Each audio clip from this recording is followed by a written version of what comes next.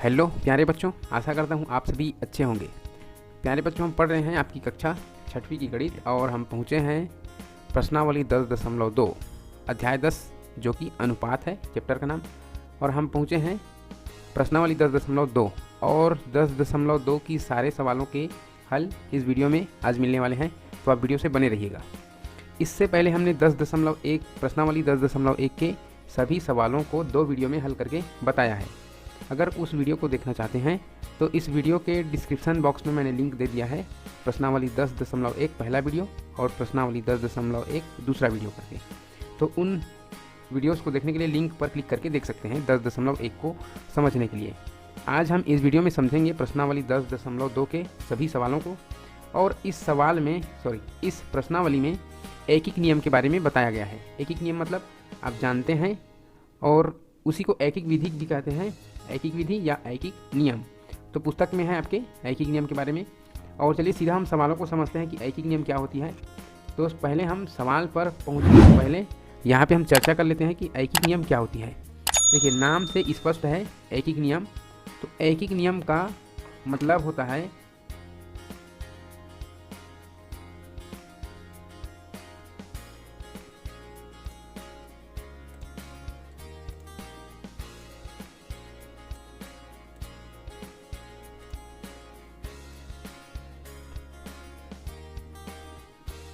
एकीक नियम का मतलब होता है बच्चों, देखिए एकीक नियम है ना, एकीक नियम। तो इसका क्या मतलब है, ये एकीक जो शब्द बना है ये एक की है ना, एक की नियम। तो इसका मतलब है एकीक का मतलब है एक की नियम। तो एक की नियम का मतलब क्या है, या हम कहें एक की नियम को एकीक नियम कहते हैं।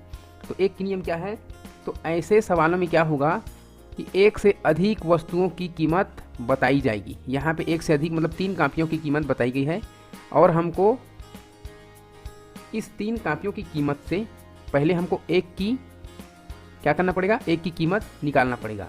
3 कापियों की कीमत से हमको पहले एक की कीमत निकालना पड़ेगा। उसके बाद हम बता सकते हैं कि 7 कापियों की कीमत क्या होगी। ठीक है, तो ये है एकीक नियम। पहले एक का कीमत हमको मालूम करना होता है, उस नियम को कहते हैं एकीक नियम। फिर जितना पूछा गया है उसका हमको गुणा करके बताना होता है। ठीक है, तो इस प्रकार के सवालों में एकीक नियम में गुणा और भाग दोनों करना पड़ता है, इस बात का आपको ध्यान रखना है। ठीक है, तो ये पहला सवाल है, इससे हम हल करना शुरू करेंगे। तो चलिए देखते हैं सवाल नंबर पहला से। ठीक है, 3 कापियों की कीमत 16.50 रुपये या 16.5 रुपये भी कह सकते हैं इसको, है ना, क्योंकि दशमलव लग गया, उसके बाद कोई भी संख्या है और इसके आगे शून्य चाहे 1 लगा हो, चाहे 2 लगा हो, 3 लगा हो, उसका कोई मतलब नहीं है। तो हम इसको 16.5 रुपये भी कह सकते हैं या 16.50 रुपये है। तो 7 कापियों की कीमत क्या होगी। तो देखिए बच्चों, इस प्रकार के सवालों को क्या करना पड़ेगा, पहले हल लिखें, फिर यहाँ पे देखिए 3 कापियों की प्रश्न में जो बताया गया है उसको लिखेंगे, है ना। प्रश्नानुसार क्या दिया है, 3 कॉपी, ये आ की मात्रा है ना, कॉपियों की कीमत। देखिए राइटिंग थोड़ा सा साफ सुथरा नहीं बन रहा है, इसको ध्यान रखेंगे। 16.50 रुपये है ना, यह दशमलव है, 16.50 रुपये। मैं अलग से बना देता हूँ, ये दशमलव है, ये 16 है। तो 16.50 रुपये 3 कापियों की, यहाँ पे लिखा मैंने 3 कापियों की कीमत है। अब हमको क्या करना है, 3 कापी के तो हमको पता है, 1 कापी का पहले निकालना है। तो 1 कापी की कीमत बराबर क्या होगी, इस 16.50 है, इसको भाग करना पड़ेगा 3 भाग में। 3 कापी है तो 3 भाग करना पड़ेगा, है ना। तो 16.50 भाग 3, या फिर सीधा यहीं पे इस प्रकार से भाग का चिन्ह लगा के भाग करें। तो देखिए 3 से आप पहाड़ा पढ़ते जाएंगे, तो जब भाग करेंगे तो आप इस दशमलव चिन्ह को भूल जाएं कि यहाँ पे दशमलव है भाग करते समय। ठीक है, इसको भूल जाएं, भाग करने के बाद हम बताएंगे कि कहाँ दशमलव लगेगा। 3 से भाग करते जाइए, तो यहाँ पे देखेंगे शुरू में 1 है, तो 1 तो 3 से भाग होगा नहीं, हम 6 को और मिलाए तो 16 बन गया।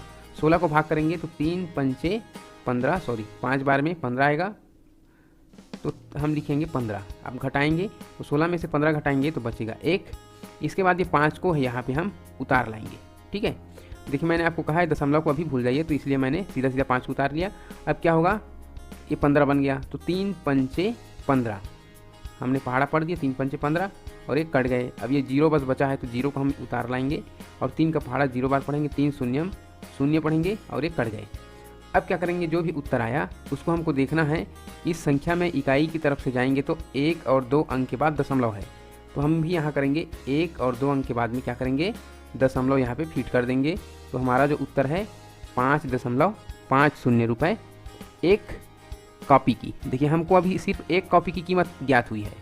ठीक है, ये एक कॉपी की कीमत 5.50 रुपये हुई। तो यहाँ पे पूछा 7 कापियों की कीमत ज्ञात कीजिए। तो 7 कापियों के लिए क्या करना पड़ेगा, तो 7 कापियों की कीमत बराबर क्या होगी, ये जो 5.50 है एक कापी का, इसमें हमको 7 बार गुणा कर देना है, तो 7 कापियों की कीमत निकल जाएगी।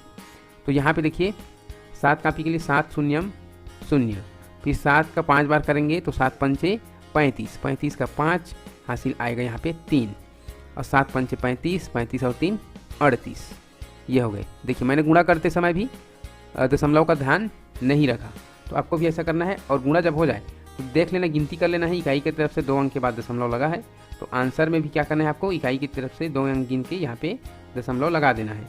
तो 38.50 रुपये 7 कापियों की कीमत होगी। ठीक है, तो ये है सवाल नंबर 1। यहाँ पे हमने देखा सवाल नंबर 1। सवाल नंबर दूसरा देखिए, अगर आपको नहीं समझ में आया होगा तो वीडियो पीछे करके फिर से देख सकते हैं। ठीक, सवाल नंबर दूसरा समझिए। एक कार 3 घंटों में 135 किलोमीटर चलती है, तो वह कार 440 किलोमीटर की दूरी कितने समय में तय करेगी, ये पहला सवाल है। दूसरा सवाल है 6.5 घंटों में कितनी दूरी तय करेगी। पहले सवाल में ये बता दिया गया है, दूरी को बता दिया गया है कि इतनी दूरी को कितने समय में, हमको समय बताना है पहले सवाल में। ठीक है, दूरी को बता दिया गया है, समय को बताना है। और दूसरा जो सवाल है इसमें समय को बता दिया है कि 6.5 घंटे में दूरी कितनी तय करेगी, वो हमको बताना है। ठीक है, तो चलिए देखते हैं हम सवाल नंबर पहला से हल। पहला, तो पहले तो हमको ये जानना है कि एक कार है वो 3 घंटे में इतनी दूरी चलती है, तो 1 घंटे में कितनी चलती है। तो प्रश्न में दिया है ना, या फिर हम यहाँ प्रश्नानुसार लिख सकते हैं या दिया है भी लिख सकते हैं। प्रश्न में जो दिया है 3 घंटों में, है ना, 3 घंटों में 165 किलोमीटर, है ना, किलोमीटर इंग्लिश में लिख देता हूँ मैं, चलती है। तो 1 किलोमीटर के लिए क्या होगा, तो 1 किलोमीटर के लिए हमको क्या करना पड़ेगा, 165 को भाग देना पड़ेगा 3 से। 3 घंटे में चलती है तो, है ना, तो भाग देंगे 3 पंचे 15, यहाँ पे 1 बचेगा, 16 में से 15 घटेगा तो 1 बचेगा और ये 5 नीचे आ जाएगा यहाँ पे, तो फिर से 15 हो गया, 3 पंचे 15, तो ये क्या हो गए 55 उत्तर आ गए। ये 55 क्या है, 1 किलोमीटर। ठीक है, सॉरी 1 घंटे, मैंने किलोमीटर लिख दिया है। ये 1 घंटे में इतनी दूरी चलेगी 55 किलोमीटर।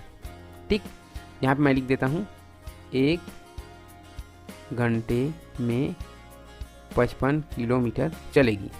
ठीक है, 3 घंटों में 165 किलोमीटर, तो 1 घंटे में 55 किलोमीटर। ठीक, अब हमको क्या करना है, ये 1 घंटे है, ये 55 किलोमीटर है, याद रखना, क्योंकि दोनों पूछा इसलिए मैं आपको याद दिला रहा हूँ कि 1 घंटे को भी याद रखना, 55 किलोमीटर को भी याद रखना, क्योंकि किसी में हमको दूरी याद करना है, किसी में समय याद करना है, इसलिए। तो सवाल नंबर पहले से क्या है, 440 किलोमीटर की दूरी को कितने समय में तय करेगी। देखिए समय याद करना है, तो ये 55 किलोमीटर को 1 घंटे में तय कर रही है, इसलिए किलोमीटर दिया है, तो इस किलोमीटर से हमको भाग देना है। ठीक, 440 को, तो यहाँ पे हम करेंगे पहला के लिए 440 भाग 55, इस प्रकार से 55 का भाग करना पड़ सकता है, इसलिए हम बटे के रूप में इसको कटा देंगे 440 बटे 55। तो देखिए 11 पंचे 55 और 11 चौक 44, इस 0 का 0। ठीक है, ये कट जाएंगे। अब ये क्या हो गया 40 बटे 5, अब कटाएंगे क्या हुआ 5 एकम 5, 5 अट्ठे 40, तो ये 8 हमारा उत्तर मिल गया। पहले सवाल के लिए कितना मिल गया 8। ये है 440 किलोमीटर की दूरी कितने समय में तय करेगी, तो पहला सवाल का उत्तर आया 8 घंटे में, 8 घंटे में तय करेगी। ठीक है, यहाँ पे लिख दिए। अब क्या करेंगे, दूसरा सवाल। दूसरा सवाल ये पूछा है कि 6.5 घंटे में कितनी दूरी तय करेगी। देखिए 1 घंटे में 55 किलोमीटर है, तो 6.5 घंटों में कितनी दूरी तय करेगी। तो हम 6.5 घंटे को क्या करेंगे, देखिए जब हम किलोमीटर दिया था तो किलोमीटर से भाग के थे, अब घंटा दिया तो क्या करेंगे, किलोमीटर से गुणा करेंगे। तो 6 सही 1/2 दिया है, ठीक है, तो इसको हम 6 सही 1/6.5 को 6.5 भी लिख सकते हैं। और गुणा करेंगे कितने के साथ, 55 के साथ। 55 के साथ जब हम गुणा करेंगे तो देखिए 5 पंचे 25 होगा, 25 का 5 हासिल 2, 5 छिक्का 30 और हासिल मिला के 2 32 होगा, है ना। तो ये हो गए 32, एक संख्या का हुआ। और फिर से हम जब गुणा करेंगे 325 ही हमको मिलेगा यहाँ पे भी, ठीक। अब क्या करेंगे, हम यहाँ पे नीचे उतार लाएंगे, 5 का 5, 5 और 2 7, 3 और 2 5, 3 का 3। यहाँ पे इकाई के बाद 1 दशमलव है, इकाई के बाद हमने यहाँ दशमलव लगा दिया, तो ये क्या हो गया, 357.5। कितनी दूरी तय करेगी 6.5 घंटे में, तो 357.5 किलोमीटर दूरी तय करेगी, ठीक। ये सवाल नंबर दूसरे का आंसर हुआ। अब हम पहुँचेंगे सवाल नंबर तीसरे पे। सवाल नंबर तीसरा क्या है, 72 किताबों का वजन 9 किलोग्राम है। देखिए यहाँ पे बहुत सारी किताब है, इनका वजन 9 किलोग्राम है। तो हमको क्या करना पड़ेगा, कितनी किताबों का वजन 1 किलोग्राम होगा, उसको पहले हमको निकालना पड़ेगा। तो यहाँ पे 72 हल कैसे करोगे आप, नहीं तो आप भी बाजू में लिख दोगे ना हल। प्रश्न में दिया है, क्या दिया है भाई, उसको देखिए। 72 किताबों का वजन दिया है, कितना दिया है, 9 किलोग्राम। तो 1 किलोग्राम वजन में कितने किताब आएंगे, तो उसके लिए हमको क्या करना पड़ेगा, 1 किलोग्राम के लिए 72 भाग 9, तो 9 अट्ठे 72, ठीक है, अट्ठे 8 आया, ठीक है। 1 किलोग्राम में कितना आया, 8 किताब 1 किलोग्राम में आ रहे हैं। तो यहाँ पे हम लिख देंगे, तो 1 किलोग्राम में 8 किताब, ठीक। ये हमारा निकल गया एक इम्पॉर्टेंट बात। अब हम पहला सवाल देखेंगे, 80 किताबों का वजन ज्ञात कीजिए। पहला 80 किताबों का, देखिए इसमें 8 किताबों का 1 किलो वजन हो रहा है, ठीक, 1 केजी हो रहा है 8 किताबों का। ये 80 किताब है, तो 80 को क्या करेंगे हम 8 से भाग देंगे, 8 दहम 80, ठीक, ये कट गए, 10 उत्तर आ गया। तो ये 80 किताबों का वजन ज्ञात कीजिए, तो ये होगा 10 किलोग्राम, ठीक है, 10 किलोग्राम होगा। दूसरा सवाल में क्या पूछा है, कितनी किताबों का वजन 6 किलोग्राम होगा। तो हम ये 8 जो किताब है इसका 1 किलो हो रहा है, तो 8 बार कितने बार करेंगे तो 6 किलोग्राम होगा।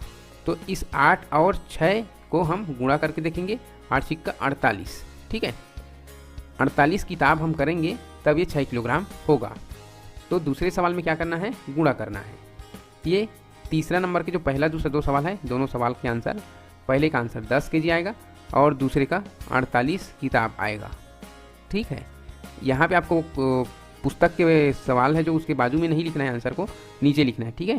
पहला जो हल किया है यहाँ पे पहला, इसके उत्तर लिखना है आपको, यहाँ पे लिखना है उत्तर करके, है ना, उत्तर 10 केजी करके ऐसे लिखना है। दूसरा में भी लिखना है आपको 48 किताब, ठीक है। ये सवाल नंबर तीसरा पूरा हुआ। हम आगे बढ़ते हैं, सवाल नंबर चौथे पे चलते हैं, ठीक है।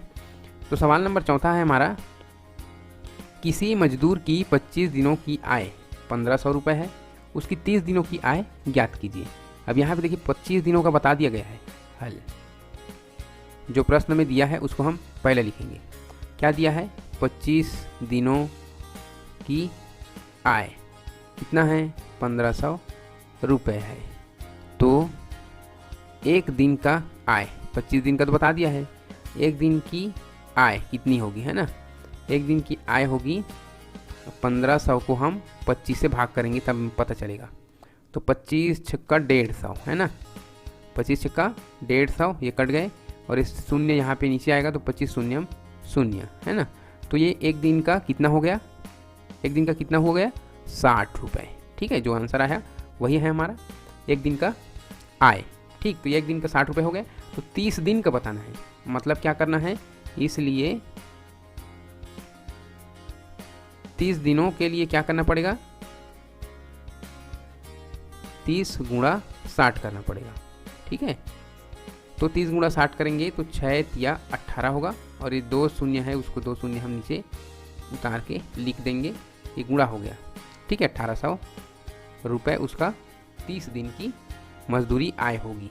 ठीक, ये उत्तर हो गए सवाल नंबर 4 का। अब आगे बढ़ते हैं सवाल नंबर 5 पे। सवाल नंबर 5 है, यदि 22 मीटर कपड़े का मूल्य 704 रुपये है तो 20 मीटर कपड़े का मूल्य क्या होगा। यहाँ पे हल देखिए, और प्रश्न में जो भी दिया है उसको लिखा करें, है ना, या प्रश्नानुसार करके लिखा करें, या प्रश्न में जो दिया है उसको लिखा करें। क्या दिया हुआ है, 22 मीटर कपड़े का मूल्य कितना दिया है, 704 रुपये। तो 1 मीटर का कितना होगा, तो 1 मीटर बराबर कितना होगा, तो ये 704 है, इसको हम 22 से भाग दे देंगे। ठीक है, तो 22 दूनी 44, 22 दिया 66। ठीक, 22 दिया 66 करेंगे, तो यहाँ पे 70 में से 66 घटाएंगे तो बचेगा यहाँ पे 4। ठीक है, और 4 इसमें से और बचा है उसको नीचे ले आएंगे, तो बन गया 44। अब 22 दूनी 44। ठीक, पूरे कट गए, ये क्या आ गया, 32। 1 मीटर कपड़े का मूल्य कितना आ गया, 1 मीटर बराबर 32 रुपये आ गया। तो क्या पूछा है, 20 मीटर बराबर पूछा है, तो 32 से 20 का गुणा करेंगे, इसलिए 32 मीटर बराबर 32 गुणा, सॉरी 32 नहीं, इसमें 20 पूछा है ना, तो 20 मीटर बराबर 32 गुणा 20 करेंगे। 20 दूनी 40 का शून्य, हासिल 4, और 20 दिया 60, 60 4 64। ठीक, ये 640 रुपये इसका उत्तर आया। ठीक, सवाल नंबर 5 का। तो इस प्रकार से आपको करना है, 640 रुपये इसका आंसर आएगा। सवाल नंबर 6वां को देखिए, इसमें एक सारणी दिया हुआ है और सारणी को पूरा करना है। ठीक, इस प्रकार से टेबल बना हुआ है, इसमें कुछ जगह खाली है, जैसे कि यहाँ पे खाली है, यहाँ और यहाँ 3 जगह हमको भरना है, बाकी सारी चीज़ें भरी गई है। इसमें एक मिस प्रिंट है, ये 100 है, इसको 10 लिखा गया है, तो यहाँ पे 100 रहेगा, इसको सुधार लेंगे। ठीक, तो पहला दिया हुआ है 50 किताबों की कीमत, यहाँ पे किताबों की संख्या लिखा है, यहाँ पे मूल्य लिखा है, तो 50 किताबों का जो मूल्य दिया है 2500 रुपये। तो यहाँ पे पहले आपको ज्ञात कर लेना है एक किताब की मूल्य कितना पड़ रहा है। तो यहाँ पे देखिए 2500 है, इसको आप इस 50 किताबों में भाग कर देंगे, बांट देंगे, तो ये एक शून्य कट जाएंगे, 5 पंचे 25 और 5 शून्य शून्य, तो ये क्या हो जाएगा, 50 रुपये एक किताब की कीमत। तो इसको हम ऊपर लिख देते हैं, एक किताब बराबर 50 रुपया, तब हमको बाकी को हल करने में सुविधा होगी। ठीक है, अब एक किताब का 50 रुपये है, तो 75 किताब के लिए कितना होगा, तो हमको क्या करना पड़ेगा, यहीं पे हम कर लेते हैं, 75 गुणा 50 करना पड़ेगा। अब यहाँ पे 0 को मैं छोड़ता हूँ। ठीक है, और यहाँ से 5 पंचे 25 का 5, हासिल 2, 5 सत्ते 35, 35 और 2 37, और इस 0 का 0 यहाँ पे ले आएंगे। ठीक है, तो कितना हो गए, 3750 हो गए। तो यहाँ पे हम लिख देंगे 3750, पहला खाली स्थान हमारा भर गया। यहाँ पे अब दूसरा वाला देखेंगे, देखिए यहाँ पे 100 है, तो एक किताब की 50 रुपये है, तो 2 किताब की 100 रुपये, सॉरी यहाँ पे मिल गया, तो यहाँ पे हम लिख देंगे 2 किताब। ठीक, अब कितना है, यहाँ पे रेट है 3000, तो 3000 है, और यहाँ पे एक किताब की कीमत 50 है, तो इस 3000 को हमको 3000 को 50 से भाग देकर देखना चाहिए कितना आएगा। ऐसे में 50 का पहाड़ा पढ़ना पड़ेगा, और इस प्रकार घटाएंगे तो हमको कम पढ़ना पड़ेगा, है ना। तो ये 0 0 काट देंगे। ठीक, अभी बचा नीचे 5 ऊपर 300, तो 5 एकम 5, 5 6 30, ये 0 का 5 शून्य शून्य, ये आ गया 60, तो यहाँ पे हम लिख देंगे 60। ठीक है, तो इस प्रकार से इस सारणी पूरा होता है। और यहाँ पे सबसे जो लास्ट 6वां सवाल था, इससे आगे सवाल नहीं है, इससे आगे हम कल की वीडियो में देखेंगे अध्याय 11, जिसमें चर संख्या के बारे में बताई गई है। तो अध्याय 11 देखेंगे, और आज यहीं पे हम समाप्त करते हैं आज का वीडियो। आप वीडियो से लगातार बने रहे, इसके लिए आपको thank you very much, very thanks, बहुत बहुत धन्यवाद।